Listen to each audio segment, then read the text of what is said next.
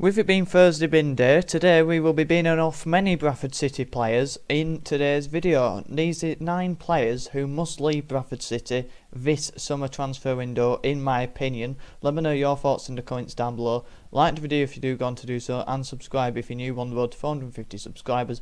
All the support recently has been massively appreciated, and it's been massively supported, all the videos as well. The first one, it's no surprise, it's Ash Taylor. I'm transferring him out the football club if I can. Now the TNA did report this week that it is looking likely that he is going to be moving on from Bradford City. Who would want him? There's been a lot of questions asked by Bradford City fans. Who would want Ash Taylor at their football club? Now, I think there would be many people, many suitors who would want Ash Taylor in League 2, because there's a lot of teams who like to play a deep line, sort of, counter-attacking football, low pressing, especially against Bradford City at Valley Parade, and it's bloody annoying. But, for example, a Bromley, a Barrow, those sort of clubs might be wanting that sort of a player. At Bradford City, it hasn't worked out because we don't sit in a low block. We need our centre backs, under Mark Hughes, mainly under Alexander, especially the wide centre backs, to be pretty creek, because they need to be pressing up and getting tight and be good on the ball, to carry the ball in towards the midfield areas. Ash Taylor can't do that. He hasn't been able to do that. He's looked poor in many games. Barrow Wrexham he had decent games against, but his last game that he played, which was Swindon, that was an absolutely appalling performance, like many that we saw under Ash Taylor in the back three, and from what we saw from his stints at other clubs as well. Hadn't worked out, and there's much better on the market. This one may surprise a few because he's been offered a new contract at the football club. It's Sam Stubbs. Now, the thing is, he has been offered a new contract, but he wasn't. It was triggered because of appearances.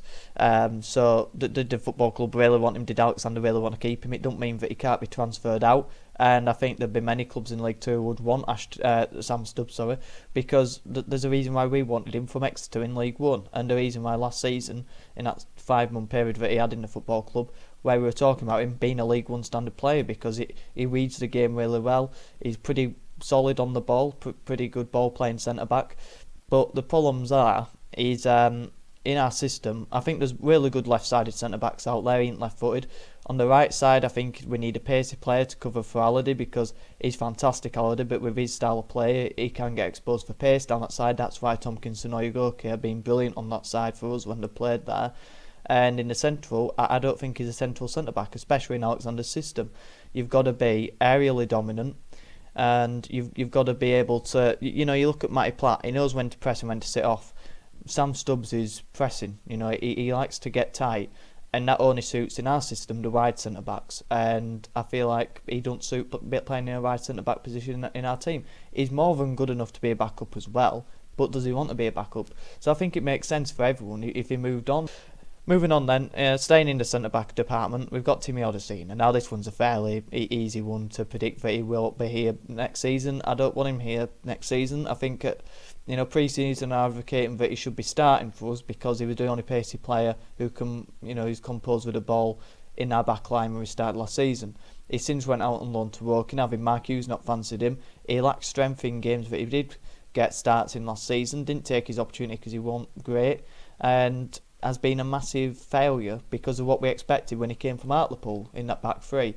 So unfortunately, I would be looking at getting rid of him, because he can't even start for a team in the relegation zone in the National League. This one will surprise you and a few, and it's one that I had to think about.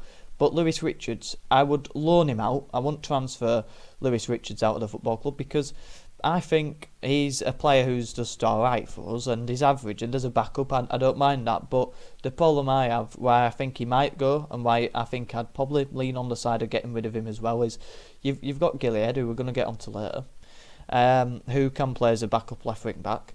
He was getting started ahead of Richards at points in the season. He's had many of injuries. He hasn't really been too consistent in good spells. Obviously much better than Liam Rideout, and I'd edge him over Matty Platt, to be honest with you. And then you've got obviously Tariq Wright, who was starting ahead of him. That's a left winger, and I think that's fairly embarrassing with Tariq Wright's performances.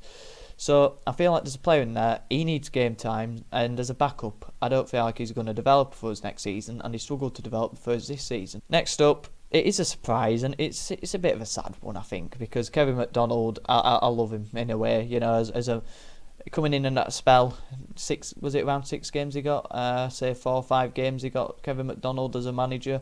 We played some great football. It were a nice relief to watch that type of football, and he thought, well, maybe there's a bit of a future in this, but obviously it didn't turn out to be. McDonald wants game time. He ain't going to get game time at Bradford City next season. He'd be lucky to be our 3rd or 4th choice defensive midfielder. He don't suit Alexander's system. His legs have gone in this system. He's a fantastic passer of the football, and I've called him at times this season a luxury player, and it's strange to say that as a defensive midfielder, but because he don't contribute anything defensively, but he can pick a pass, and he's so composed and calm on the ball, and he's always playing forward. That you need that sort of player in your team if you play that system. We don't, so we've got to be ruthless. Last transfer window, I won't say we weren't ruthless, I'd say we were over committed with bringing players into a football club who weren't good enough. We've got to get that right, the incomings, but we've got to get the outgoings right as well. And a lot of those outgoings are players that came in last summer, and here's another one in Clark Odra. Now, it's not a transfer, it's a loan, because I feel like he's contributed a lot. I like the look of him. I think technically in his good spells this season, he's been our best player, technically. But then there's been spells where he hasn't, and he's looked off it. Times where he's questioning his commitment, and he looks a bit lazy on the pitch and a bit dazed. Alexander had a chat with him, and that seemed to go. But 11 and 11 never changes its spots.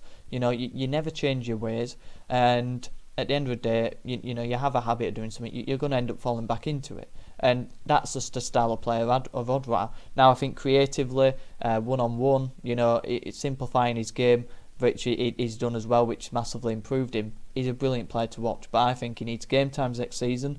And if you don't move on players like Odra in those sort of 10 winger positions that we play, Bobby Poynton's not going to have that pathway, and I think you need to create that for him. He needs to be starting more games next season. If you have an Odra in there, you bring a couple of players in the building. Walker's renewed his contract, Patterson's coming back, Poynton will get shifted behind, and I feel like I'd rather have Odra out on loan than Poynton out on loan. So that's the thinking behind it in game time for Clark Odra, because there's a brilliant player in there.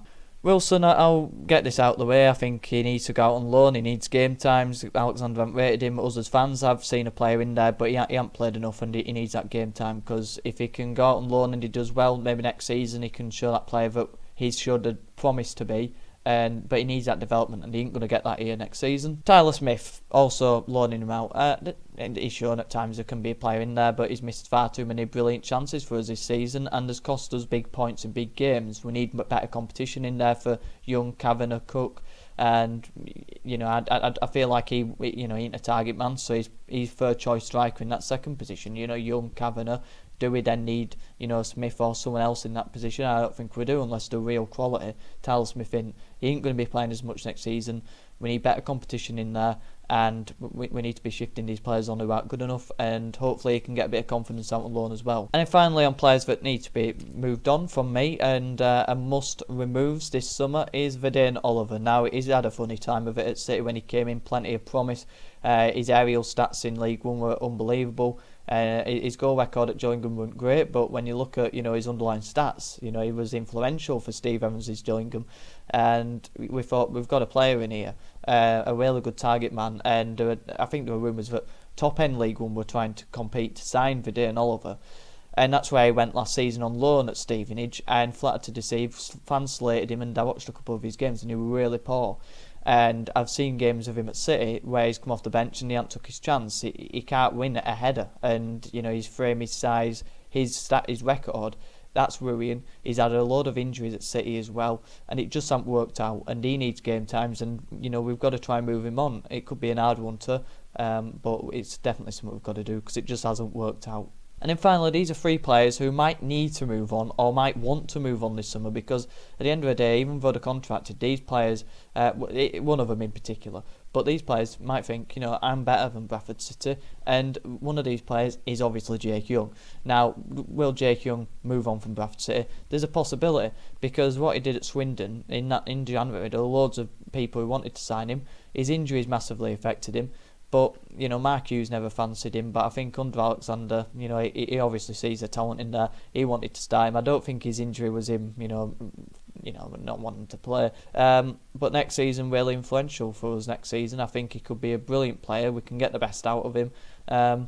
But it'll be interesting to see if he wants to be here, because there's not saying the player might want to move on, because he definitely showed at Swindon, and clubs thought of him as a top-end League One player. Now this one's an interesting one. It's Alex Gilead. Now I think he's criminally underrated in his fan base. I had him 6th in my end of season rankings, because at the end of the day, this is a player who shines in the games where you're getting thumped, because he gives 110%. He's Mr. Energy, Mr. Reliable, and gives 110% for the football club. He gives that passion and effort that you require and you demand. Quality ain't always there, no doubt in his stats, his goal returns, his contributions. It's nowhere near good enough for a central midfielder, but what he offers off the ball is so important, and that's why next season he's got to be told that you are a backup to Brad Halliday, potential, unless we bring someone in there. You're a backup to the left wing back we bring in, potential, unless we bring someone else in there, but I won't think so. And you will play in the big games. But you're not going to play in the Sutton, not the Suttons are being relegated, but in the Bromley aways. You're not going to be playing in those games, because he needs to become our Wally Clark to what Mansfield was for him. He plays in the big games where you need players who you can rely on, depend on, and are going to contribute in effort level. And I think that's what Gilead can do, because he's versatile and he's so important. You need these players in your squad. You need players who can play anywhere and will put in that shift for you. But he might, this is the thing, this is why the segment's for, he might want to move on, because he might not be comfortable being a backup.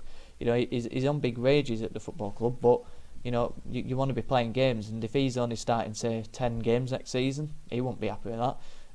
But the problem is the system doesn't really suit him. He ain't a defensive midfielder, and he ain't really a number 10. So that'll be interesting, because he might be wanting to maybe try and get out the football club. But I wouldn't ever think he would. But if you're not starting, that's the thing you're playing football for. Then finally, Patterson. Now this is one where I think a lot of fans might be thinking, should we be wanting to move him on? Now I wouldn't, because I think there's lots of quality in there. You saw it in the August period. He's made of glass, obviously, because his injuries are all non-contact injuries, which is always a worry. But like I said with Walker, you manage him through games next season. You don't overplay him, you don't give him too many minutes, you don't give him too many starts. With the competition in those areas, you don't need to rely on Patterson like we were at the beginning of the season. But it is a concern that he's had 3 separate hamstring injuries, and we've had so many of these type of players. I don't know what his injury record were Harrogate, unfortunately, but it's definitely a concern. But we've got to manage him better next season, and his training load as well. If he plays on a Saturday, maybe give him 2 days off, to recover better than what other players will. But yeah, I feel like that's one where a lot of fans might think we don't need passengers. We need people in the driving seat. We need people who can drive us to promotion. And unfortunately, Patterson, could be a passenger where he's getting a lot of injuries and we're having to carry him over the line. But I think when you've got players who show that quality, you've got to be able to compensate for them, because they can change your season by coming up in moments, and I feel like Patterson can definitely do that. Let me know your thoughts in the comments down below on my 9 players that I must get rid of. So let me know your thoughts on the Gilead, the Young and the Patterson parts of the segment as well. Do you think they need to move on? Would you want to see them move on as well, with a couple of them? But yeah, let me know if I've got any right. Let me know if you agree with me, disagree with me. Who would you want to move on this summer? Like the video if you did. Subscribe if you're new. We're on towards 450 subscribers. All support is massively appreciated. Sorry about the audio as well, because I forgot my fluffy thing, so I don't know what it sounds like. Hopefully it's bearable. So apologies about that. Thank you very much for the support. Have a good one.